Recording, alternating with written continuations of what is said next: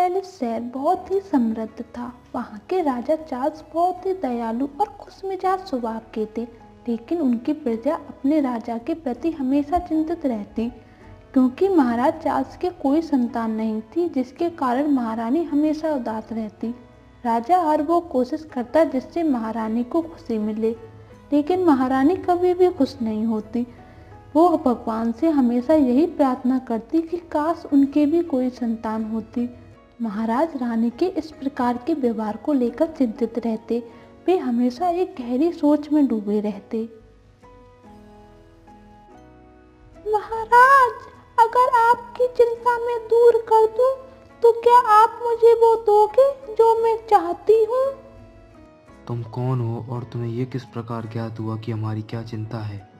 तुम महल के अंदर आई कैसे? क्या पहरेदारों ने तुम्हें रोका नहीं? महाराज, मैं तो एक चुड़ैल हूँ। मैं तो बस आपको ये फल देने आई हूँ, जिसे खाकर महारानी अवश्य ही गर्भवती हो जाएगी। पर महाराज, मेरी भी एक शर्त है। ही ही ही ही ही। शर्त? भला क्या शर्त है तुम्हारी? अगर ये फल खाकर महारानी ने 2 जुड़वा बच्चों को जन्म दिया, तो आप एक बच्चा मुझे दे देंगे और कभी भी उन बच्चों के बारे में किसी से भी जिक्र नहीं करेंगे। अगर आप मुझसे ये वादा करते हैं तो मैं निश्चित ही ये फल आपको दे दूंगी। ही ही ही ही। महाराज सोचते हैं। पहले तो उन्हें चुड़ैल की बातों पर विश्वास नहीं होता है, लेकिन फिर वो सोचते हैं शायद ये फल चमत्कारी हो और उसे खाकर रानी गर्भवती हो जाए। शायद तुम सही हो। अगर ये फल महारानी को खिला दें तो उनकी चिंता दूर हो जाएगी। चुड़ैल वो फल महाराज को देकर चली जाती है। जल्द ही महाराज उस फल को महारानी के लिए दे देते हैं। हालांकि महाराज उस चुड़ैल के बारे में रानी को कुछ नहीं बताते। कुछ दिनों के अंदर ही महारानी गर्भवती हो जाती है और कुछ दिन गुजर जाने के बाद महारानी 2 जुड़वा बच्चियों को जन्म देती है, जिनमें केवल 5 मिनट का अंतर होता है। देखो कितनी प्यारी हैं हमारी दोनों बेटियां, कितनी सुंदर हैं दोनों।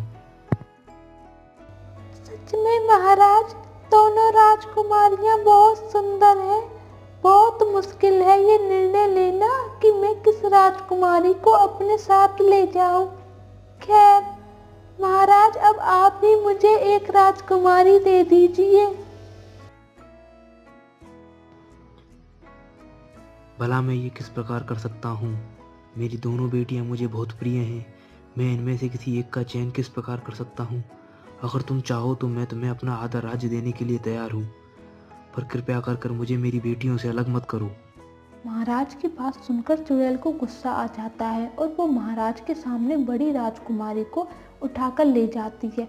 दिन गुजरते जाते हैं, लेकिन ये कोई नहीं जानता कि चुड़ैल राजकुमारी को कहाँ ले गई और वो कहाँ है। महाराज इस घटना के बारे में किसी को कुछ नहीं बताते। इधर छोटी राजकुमारी के 18 वर्ष के हो जाने की खुशी में महल में भव्य समारोह होता है। समारोह में छोटी राजकुमारी लायला और पड़ोसी राज्य के राजकुमार एलन की शादी की घोषणा की जाती है। लेकिन लायला बहुत ही निर्दयी स्वभाव की होती है। अपनी प्रजा और महल में रहने वाले लोगों के प्रति उसका व्यवहार अच्छा नहीं। वो हमेशा लोगों को नीचा दिखाती और किसी से भी ठीक तरीके से बात नहीं करती थी। राजकुमार एलन, क्यों ना हम किसी ऐसी जगह पर घूमने चलें जो बहुत ही आलीशान और शानदार हो, जहाँ पर कोई भी गरीब ना हो। राजकुमारी लायला, मुझे लगता है आपको अपनी प्रजा और राज्य के लोगों की समस्याओं को जानना चाहिए और उन्हें दूर करने का प्रयास करना चाहिए, ना कि उनको गरीब कहकर उनका अपमान करना चाहिए। एक समृद्ध राज्य की राजकुमारी को अपने लोगों के प्रति ऐसा व्यवहार शोभा नहीं देता। राजकुमार, तुम्हारी हिम्मत कैसे हुई मुझसे इस तरीके से बात करने की?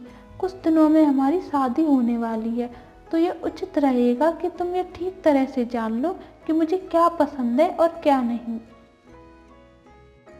लायला गुस्से में वहां से चली जाती है। राजकुमार एलन सोच में पड़ जाता है कि लायला से शादी करने का निर्णय कहीं गलत तो नहीं, लेकिन वो कर भी क्या सकता था। उसे तो बताया गया था कि उसका विवाह बचपन में ही पहले शहर में जन्म लेने वाली पहली राजकुमारी के साथ होगा। एलन इस खबर से जानकार था कि लायला की एक जुड़वा बहन थी, लेकिन वो कहाँ गई ये कोई भी नहीं जानता है। वो सोचता है कि काश लायला की जुड़वा बहन खोई ना होती, तो निश्चित ही उसकी शादी लायला से ना होकर उसकी जुड़वा बहन यानी खोई हुई राजकुमारी से होती, और शायद वो लायला की तरह निर्दयी और क्रूर स्वभाव की नहीं होती। अब क्या फ़ायदा है इन सब बातों का। अगली सुबह जब एलन नींद से उठता है तो वो सोचता है क्यों ना पहले शहर में घूमा जाए।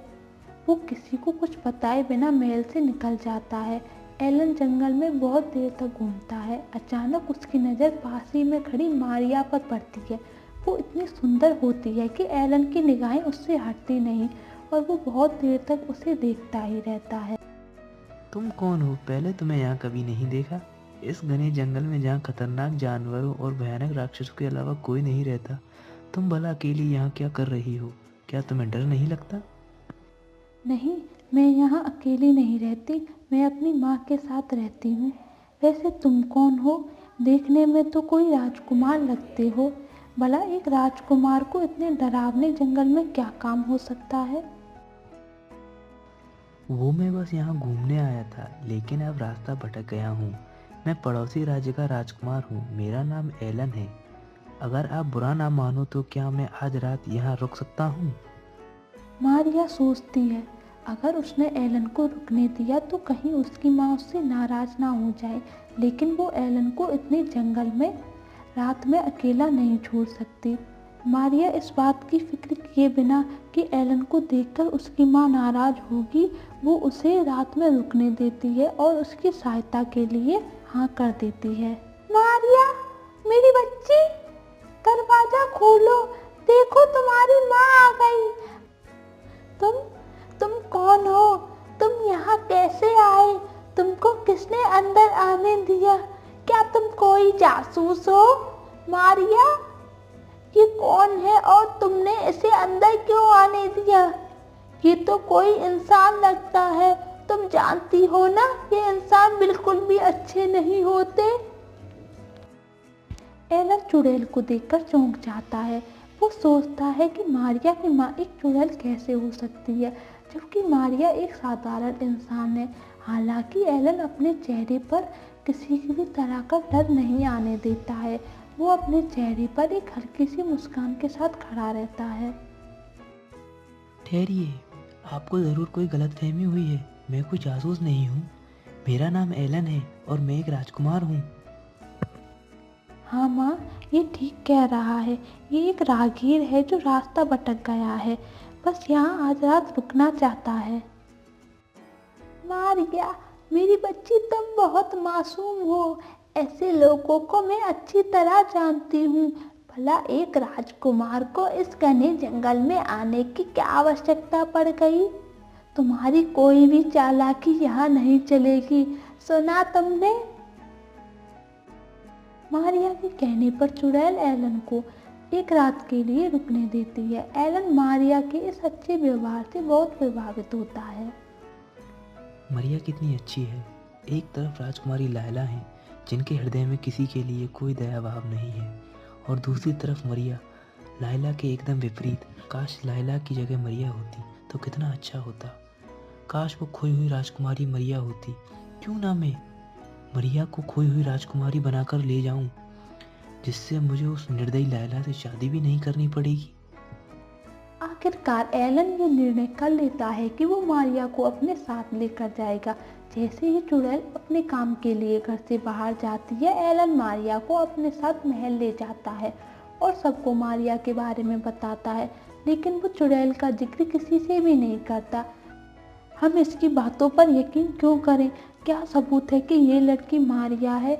हमें तो लगता है ये झूठ बोलकर इस महल में घुसना चाहती है। इसे राज्य का लालच है, इसीलिए झूठ बोलकर महल में अंदर आ गई। इसे महल से बाहर निकालो। रुको, ये झूठ नहीं बोल रही। मरिया के माता पिता ने ये स्वीकार किया है कि मरिया के जन्म के समय वे इसे महल से उठा ले गए थे। महाराज शांत खड़े हुए ये सारी बातें सुन रहे थे। वे ये सोचकर आश्चर्य थे कि मारिया के माता पिता इस प्रकार का झूठ क्यों बोल रहे हैं। क्योंकि मारिया को तो चुड़ैल ने चुराया था। हालांकि सब जानते हुए भी महाराज ने कुछ नहीं बोला।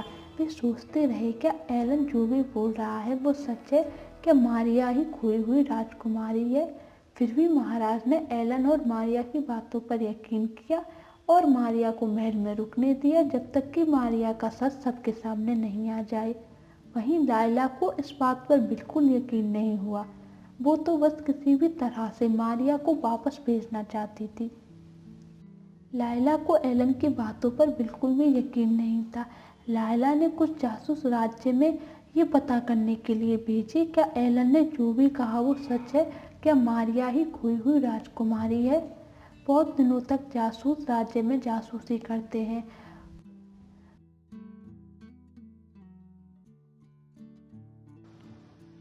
क्या बात है राजकुमारी लायला, आखिर ऐसी क्या बात हो गई जो आपने हम सबको एक साथ यहाँ बुलाया है?